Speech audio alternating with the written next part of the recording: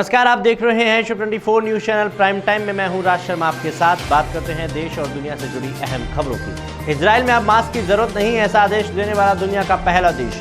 उत्तरी कोरिया कर रहा है जंग की तैयारी, किम जोंग ने दिया एक खतरनाक आदेश। राहुल गांधी को हुआ कोरोना, संपर्क में आए लोगों से की अपील। कोरोना के बीच नई मुसीबत, महाराष्ट्र गुजरात सीमा पर फैला टाइफाइड। दिल्ली के सीएम केजरीवाल की पत्नी हुई कोरोना पॉजिटिव। 18 साल से ऊपर वालों को लगेगा कोरोना का टीका, 1 मई से होगी शुरुआत। यूपी में लॉकडाउन नहीं लगाने पर अड़ी योगी सरकार। मुंबई से मिली हार का बदला लेने उतरेगी दिल्ली कैपिटल्स। राजस्थान में जन अनुशासन हुआ बेअसर, बाजारों में कम नहीं हुई भीड़। ऑक्सीजन की कमी पर दिल्ली हाईकोर्ट ने दिए सख्त आदेश। अब खबरें होंगी विस्तार से। हमारे देश में जहां एक और मास्क लगाने को लेकर जुर्माना लगाया जा रहा है, लोगों में जागरूकता फैलाई जा रही है, वहीं दुनिया में एक ऐसा देश भी है जिसने अपनी जनता को मास्क ना लगाने के आदेश दिए हैं। जी हां, हम बात कर रहे हैं इजराइल की, जहां 81% जनता को कोरोना वैक्सीन लगाई जा चुकी है। ऐसे में वहां की सरकार ने मास्क पर ढिलाई के आदेश जारी किए हैं, लेकिन मास्क को लेकर फिलहाल हमें कोई ढिलाई नहीं बरतनी है। पूरी दुनिया इस वक्त कोरोना से लड़ रही है। वहीं उत्तर कोरिया के तानाशाह किम जोंग एक बार फिर से अपने सनकी फैसलों की वजह से चर्चा में है। दरअसल किम जोंग ने अपने देश की सेनाओं को किसी भी वक्त परमाणु मिसाइलें दागने के लिए तैयार रहने का एक नया आदेश दे दिया है। किम जोंग के इस फैसले ने अमेरिका सहित कई देशों की नींद उड़ा रखी है। कांग्रेस सांसद राहुल गांधी ने आज ट्वीट करके अपने कोरोना संक्रमित होने की जानकारी दी है। राहुल गांधी ने कहा कि उनके संपर्क में आने वाले सभी लोग अपना कोविड टेस्ट करवा लें। कल ही राहुल गांधी ने कोरोना के चलते बंगाल में कोई चुनावी रैली न करने का फैसला भी किया था। देश में कोरोना का कहर जारी है। इसी बीच एक नई आफत ने सिर उठा लिया है। महाराष्ट्र गुजरात की बॉर्डर से सटे गांवों में इन दिनों टाइफाइड तेजी से फैल रहा है। अस्पतालों में कोरोना मरीजों की भीड़ होने की वजह से टाइफाइड के मरीज खुले टेंट में अपना इलाज करा रहे हैं। दिल्ली के मुख्यमंत्री अरविंद केजरीवाल की पत्नी सुनीता केजरीवाल आज कोरोना संक्रमित पाई गई। सीएम केजरीवाल ने ट्वीट करके ये जानकारी देते हुए कहा कि उन्होंने खुद को आइसोलेट कर दिया है। दिल्ली में कोरोना की दूसरी लहर काफी तेजी से फैल रही है। कोरोना से लड़ने के लिए लोगों के लिए केंद्र सरकार ने एक अच्छी घोषणा की है। 1 मई से देश में 18 साल से ऊपर की आयु वाले सभी लोगों को कोरोना का टीका लगाया जाएगा। साथ ही वैक्सीन बनाने वाली कंपनियां अब से 50% टीके खुले बाजारों में बेच सकेंगी। पिछले कुछ दिनों से कई राज्यों के मुख्यमंत्रियों ने केंद्र से ये अपील की थी कि टीकाकरण में 18 साल के ऊपर वालों लोगों को भी शामिल किया जाए। इलाहाबाद हाई कोर्ट ने कल उत्तर प्रदेश के 5 बड़े शहरों में लॉकडाउन लगाने के आदेश जारी किए थे, लेकिन योगी सरकार आज सुप्रीम कोर्ट से इस फैसले पर स्टे लेकर आ गई। बताया जा रहा है कि योगी सरकार आगामी पंचायत चुनावों को देखते हुए लॉकडाउन नहीं लगाने के पक्ष में है। आईपीएल के 13वें मुकाबले में आज दिल्ली कैपिटल्स मुंबई को हराने के इरादे से चेन्नई के चैपक स्टेडियम में उतरेगी। पिछले फाइनल में मिली हार को जीत में बदलने के लिए कप्तान ऋषभ पंत पर काफी दबाव रहेगा।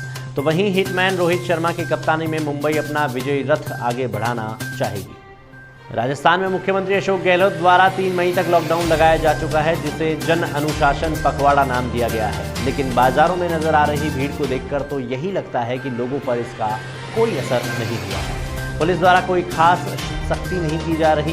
राजस्थान में कोरोना के मामले जिस गति से बढ़ रहे हैं, उसे देखकर तो यही लगता है कि ये लापरवाही काफी भारी पड़ने वाली है।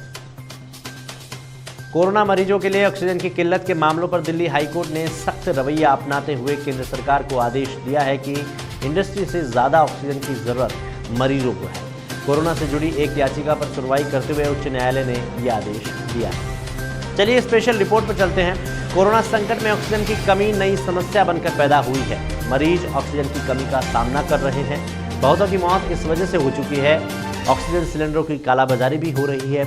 ऐसे में प्रधानमंत्री नरेंद्र मोदी ने खुद ऑक्सीजन संकट की समीक्षा की है। तय हुआ है कि ऑक्सीजन के प्लांट बिठाए जाएंगे और इसका आयात भी किया जाएगा। लेकिन ये समस्या क्यों पैदा हुई? क्या सरकार इसके लिए तैयार नहीं थी? और सबसे बड़ा सवाल ये है कि क्या पीएम के फैसले के बाद ऑक्सीजन की समस्या खत्म हो जाएगी? देश के अस्पतालों में चल रही ऑक्सीजन की किल्लत पर पेश है एक खास रिपोर्ट। जान है तो जहान है, ये कहावत तो आपने सुनी ही होगी। कोरोना ने जिस तरह से पूरी दुनिया में तबाही मचाई हुई है, उसे देखते हुए धीरे धीरे इंसान को अक्ल आ रही है। प्राणवायु ऑक्सीजन की अहमियत अब जाकर हमें समझ आ रही है, जब अस्पतालों में हमारे परिजन ऑक्सीजन ना मिलने की वजह से दम तोड़ रहे हैं। ऐसे में अस्पतालों में ऑक्सीजन की किल्लत कई सवाल खड़े करती है। अस्पतालों में रखे सिलेंडरों में भरी ये मेडिकल ऑक्सीजन आखिर इतनी दुर्लभ कैसे हो गई? जब हमारे आसपास मौजूद हवा में 21% ऑक्सीजन कण मौजूद हैं, तो फिर हमें उसे सिलेंडर में भरकर काम में क्यों नहीं ले सकते? तो चलिए आज हम सबके मन में उठ रहे इन सवालों के जवाब पूछते हैं। सबसे पहले बात करते हैं मेडिकल ऑक्सीजन की। हमारे आसपास मौजूदा हवा में कई तरह की अशुद्धियां पाई जाती है, जबकि मेडिकल ऑक्सीजन का मतलब है 98% शुद्ध ऑक्सीजन। उसमें धूल, प्रदूषण, नमी या अन्य गैसों जैसी अशुद्धियां नहीं होती है। हमारे आसपास की हवा में कई अशुद्धियां होती है, जिस वजह से उसे सीधे सिलेंडर में भरकर मरीजों के लिए काम में नहीं लिया जा सकता। सामान्य हवा को -183 डिग्री पर ठंडा करके फिर उसमें से शुद्ध ऑक्सीजन को तरल रूप में अलग कर लिया जाता है। इस लिक्विड ऑक्सीजन को विशेष प्रकार के क्रायोजेनिक टैंकरों में भरकर वितरकों के पास भेजा जाता है, जहां से इसे मेडिकल सिलेंडरों में भरकर देश के अलग अलग अस्पतालों तक पहुंचाया जाता है। चौंकाने वाली बात तो ये है कि इस समय देश में केवल 1500 ही ऐसे क्रायोजेनिक टैंकर है जिनमें मेडिकल ऑक्सीजन ले जाई जाती है। इस समय मरीज ज़्यादा होने की वजह से ये सिस्टम गड़बड़ा गया। देश को ऐसे स्पेशल टैंकरों के साथ ही ज़्यादा मेडिकल ऑक्सीजन की ज़रूरत है। अस्पतालों में आमतौर पर 7 क्यूबिक मीटर क्षमता वाले ऑक्सीजन सिलेंडर का इस्तेमाल होता है। इसकी कैपेसिटी 47 लीटर तक होती है, लेकिन इसमें प्रेशर से 7000 लीटर तक ऑक्सीजन भरी जा सकती है। ये सिलेंडर एक मरीज के लिए 20 घंटे तक चलता है। कोरोना काल में अस्पतालों में एक साथ मरीज बढ़ने से ऑक्सीजन की कमी पड़ गई। कोरोना की दूसरी लहर ने सरकार और जनता दोनों की पोल खोल कर रख दी है। जनता लापरवाही छोड़ने को तैयार नहीं है और सरकारें बयानबाजी व आरोप प्रत्यारोप से आगे बढ़ना नहीं चाह रही। केंद्र सरकार विदेशों से ऑक्सीजन मंगवाने की बात कर रही है। देश की कई नामी कंपनियों ने सामाजिक जिम्मेदारी की पहल करते हुए अपने यहाँ बनाई जा रही ऑक्सीजन को देश के अस्पतालों तक पहुँचाना शुरू भी कर दिया है। चुनावी रैलियों और बयानबाजी में व्यस्त सरकारों को ऑक्सीजन आपूर्ति के लिए जल्द से जल्द व्यापक बंदोबस्त करने चाहिए। वैसे इस समय देश की चरमराती हुई अर्थव्यवस्था को भी ऑक्सीजन की ज़रूरत है। फिलहाल ऑक्सीजन की ज़रूरत है या नहीं, लेकिन आपको सख्त हिदायत की बहुत ज़रूरत है। शुभ 24 आपसे बस यही अपील करता है कि सरकार के द्वारा दी गई गाइडलाइनों का पालन करें, मास्क पहनें, लगातार अपने हाथों को सैनिटाइज करें और जब भी घर से बाहर जाएं तो सोशल डिस्टेंसिंग का पालन करें। देश और दुनिया की तमाम अपडेट जानने के लिए बने रहिए शुभ 24 के साथ।